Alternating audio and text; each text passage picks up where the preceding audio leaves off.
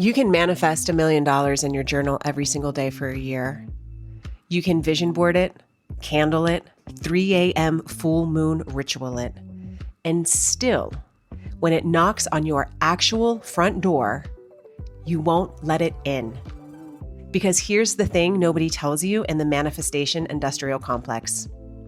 Wanting something and being able to experience yourself having it are two completely different muscles. One lives in fantasy, the other lives in your body. I'm Julie Nguyen, and this is a Spiritual Shitshow Podcast. Today, we are talking about why your dream life feels like it's stuck in the mail and what it actually takes to let it in the door. There's a difference between manifesting and embodying. I pulled this from a transmission that came through recently, and the second I heard it, it cracked something open for me because it's basically my whole healing journey in one sentence. It's easy to manifest in a dream. The real work, the real fun is allowing yourself to fully experience and embody what you say you want. I want you to think about it like this. Somewhere in you, you've got a list. You've got the money, the relationship, the body, the creative life, the recognition, and you believe you want it. But have you ever actually let yourself feel what it's like to have it? Not think about it or vision board about it, but feel it in your body right now before it's arrived. Because if you can't feel it before it shows up, you won't recognize it, or you will sabotage it when it does. This is the exact spot in the hero's journey where most of us get stuck. We cross the threshold, we say the big prayer, we do the shadow work, we call in the thing, and then when the universe actually says, here you go, we freeze. We find a reason it's not the right time. We shrink back into the ordinary world because the ordinary world, even when it's painful, is familiar.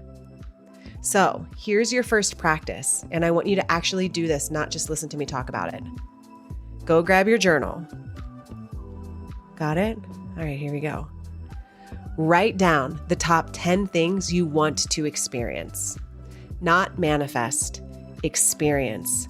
There's a difference between I want to manifest $1 million and can I actually see and feel myself as a person who has $1 million? One is a wish.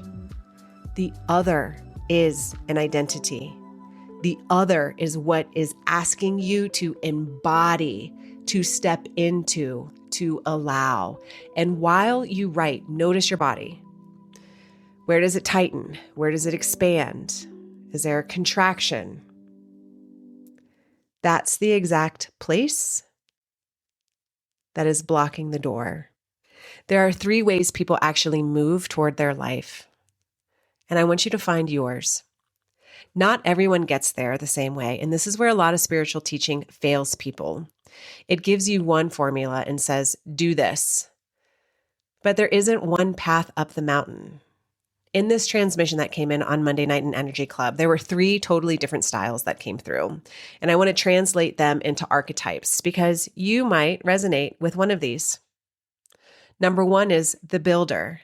You're the one who hears, I want to go to Paris with my mom, and immediately wants to know what's the action step. You get energized by momentum, by projects, by seeing something through from spark to finish. Your danger isn't laziness. It's overthinking your way into paralysis, tunneling so hard into the right way to do it that you talk yourself out of the joy of just doing it. And if this is you, I challenge you to stop auditing yourself. The action doesn't have to look impressive. It has to feel like you. Here, for the builder, fun is the metric, not correctness. The second archetype that came in Energy Club on Monday is the river. If you resonate with a river, you're somebody who is not here to force anything. Your power is trust. Understanding that things are already in motion and your job isn't to dig the channel, it's to let the current carry you, and you know how to feel it. You know how to read it. Your danger is mistaking stillness for stuckness and getting anxious that you're not doing enough. If this is you, your action step is strength, not hustle. Literally, building physical strength in your body gives your nervous system a stable bank for the river to move through. Flow needs banks, or it just floods. The third archetype that came in Energy Club is the gardener. You tend, you prune, you witness things rise slowly, and you trust the tending itself is the work. You don't yank the rose open. You create conditions for it to bloom on its own time. Your danger here, though, is impatience with yourself, wanting the bloom before you've done the quiet tending. And if this is you, your work here now is softness, not urgency. Slow, graceful, embodied movement. Literally moving your body slowly and gracefully teaches your whole system that becoming doesn't require force. None of these archetypes is more spiritual. There's this masculine hustle culture version of manifesting, and it tells everyone to be the builder. And that's a lie. I want you to think about the builder, the river, the gardener. Know your nature and then move accordingly. There is also a worthiness flip. You are not a monk. And when the guides brought this in, it just blew me wide open. There's this old, deeply embedded belief, especially in spiritual and healing communities, that the more devoted you are to serving others, the less you're allowed to have. Look at the archetype of the monk, the nun, the healer who lives in near poverty because their purpose is sacred and separate from material reality. And here's the correction that was brought in the Transmission and Energy Club. Living in your purpose is supposed to include living in your abundance. Living in your purpose is supposed to include living in your abundance. They are not opposites. You are not just spirit having a human experience so you can suffer nobly. You are here to feel the full range of being alive, including money, pleasure, rest, ease. If your service to the world is draining you dry, that's not devotion. That's an old, broken model, and it's allowed to end today. Living in your purpose is supposed to include living in your abundance. So I want you to say this out loud. I am worthy of abundance. I am worthy of love. I am worthy of using my gifts to help people, and I am worthy of being wildly resourced while I do it. That is alignment.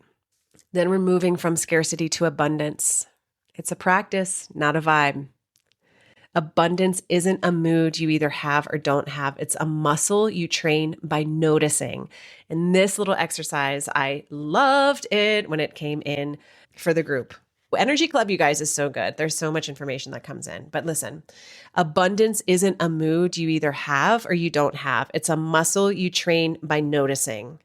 Every apple tree that drops more apples than one family could ever eat, every sourdough starter that keeps growing no matter how much bread you bake from it, nature doesn't ration. Lack is a human invention layered on top of a universe that is structurally abundant.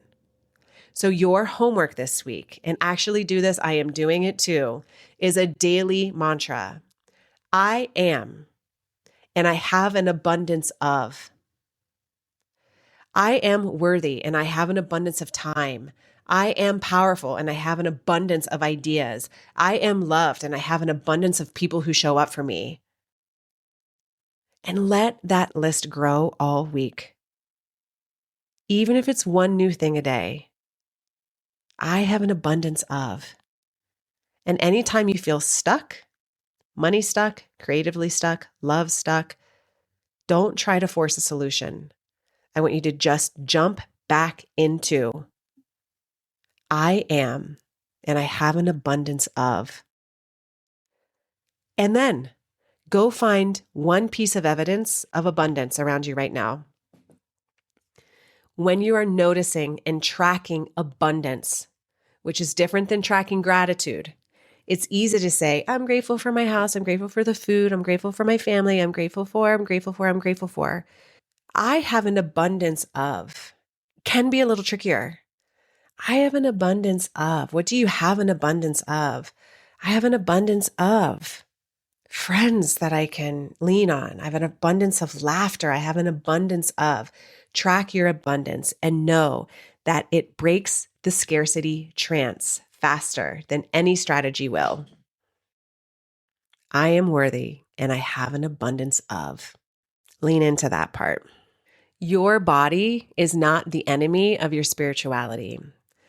This is the part I wish someone had told me years ago, back when I thought healing meant transcending my body, floating above my triggers, becoming so evolved that I didn't feel anything messy anymore. This keeps on coming in for me and my meditations and my ceremonies, that the body isn't something to fix.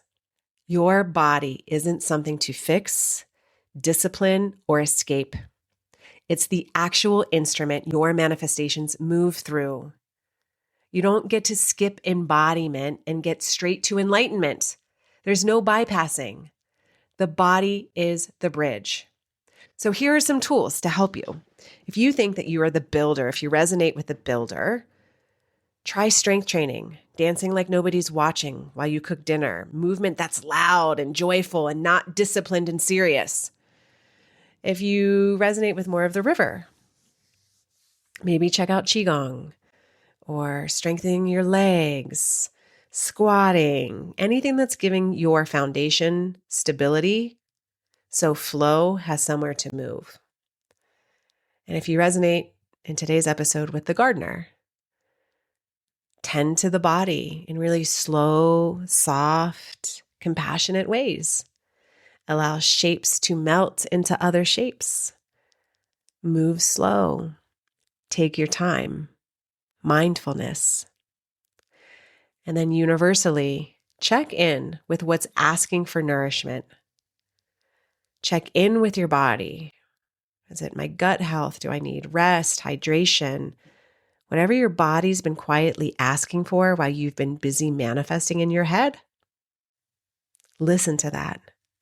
Strength isn't just muscles. It's your whole internal system feeling safe enough to hold what you're calling in. You are not meant to do this alone.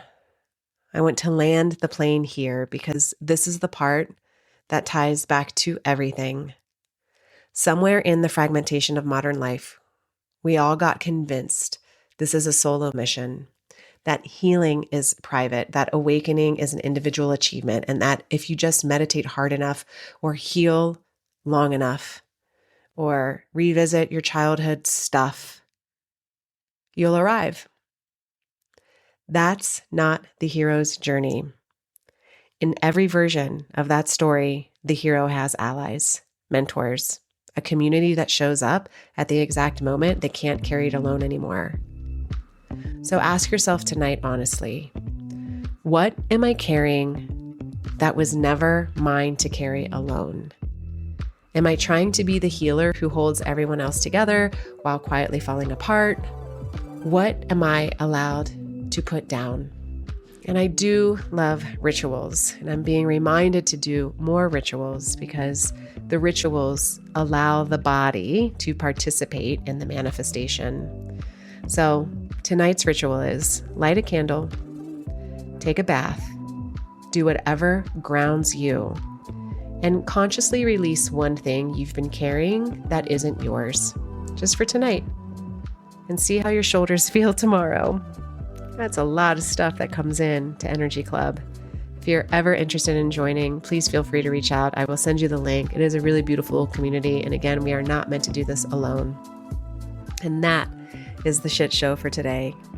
Manifestation isn't a wish list you send to the universe and wait on. It's a body you inhabit fully enough to actually receive what you've been asking for. Your homework I am and I have an abundance of. Create that list. Repeat that mantra every day this week. Let the list grow. And if this landed for you, send it to the person in your life who's stuck or really, really manifesting and waiting for the manifestation to happen. And I appreciate the shares because that's how this grows, not through the algorithm, but through real people passing real medicine to each other. I'm Julie Nguyen. This is the Spiritual Shitshow Podcast. Now go embody something today and make sure it's fun. Big love. Till next time.